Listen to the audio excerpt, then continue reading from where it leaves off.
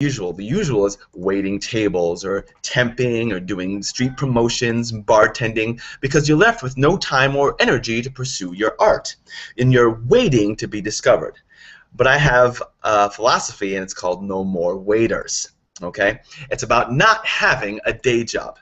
See, No More Waiters is about building your acting business without a day job, which is something I've been able to do for a while. See, there's my headshot there, you know, with my goatee and stuff, and that is a still from the Lotto commercial that is currently running at this moment in time, where I win the Lotto and I'm Manny and see my face on the wing of the plane, on the tail of the plane. Great commercial.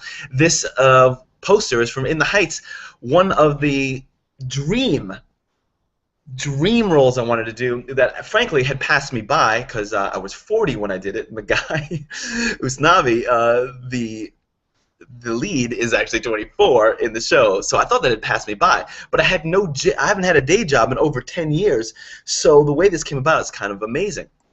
See, my story is that I haven't had a day job in over 10 years, so I've been able to do all these crazy shows like this musical here, a bunch of commercials. One of this is from Olive Garden, and TV shows. This is from something I did for New York City. Look at that wig. That's an amazing wig I have on there.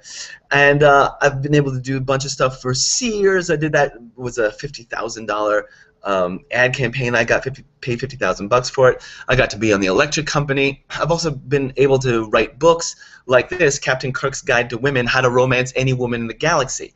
All because I've become that second kind of actor, the kind that gets checks in the mail. Okay? And people ask me how. I want to show them how you can also be one of the kind of actors or artists who gets checks in the mail. The question is not what I am up to and what I have done, but what do you want to do? What kind of art are you pursuing? In what way would having the freedom to have checks in the mail free you up to do what you actually want to do? What would you do? Feel that idea. What if you got your monthly money without going to a job for it? I'm going to explain how that went. When someone first told that to me, it was crazy talk, so I wanted to explain how that happened. See, I went to Skidmore College and I graduated with creative writing, which had nothing to do with being an actor, and I didn't take one theater class while I was there, but I was constantly surrounded by actors. Let's face it, they're awesome. And I ended up doing a bunch of student shows, a lot of the student musicals I did. I enjoyed it quite a bit and was kind of good at it, so I came to New York and I started an improv group with a bunch of my friends. Not even all those schools that are available now were not really around then. But I was doing the usual. We all were doing the usual. We all had our JOBs, our Just Over Brokes, and we did shows at night for our friends and family and whoever wanted to come whenever we got around to doing shows, right?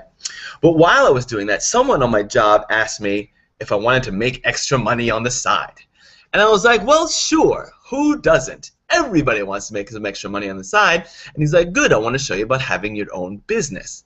And to me, you know, owning a business was like, oh, I got to own a business, like a CEO, I got to pay $1 million, and I just didn't have the idea of what he meant. But what he meant was a small business, like just a small business, so I'll discuss that later. And I was like, okay. So while I was doing that, and doing shows, I ended up getting offered a full-time improv gig. So it means I would have to leave my day job for this full-time improv gig, right? And at the time, I had to weigh the risks and rewards for that. Because, frankly, the big risk was I was going to, you know, get this job, this improv gig, but it wasn't going to pay very much. But the reward was, hey, isn't that what I want to do with my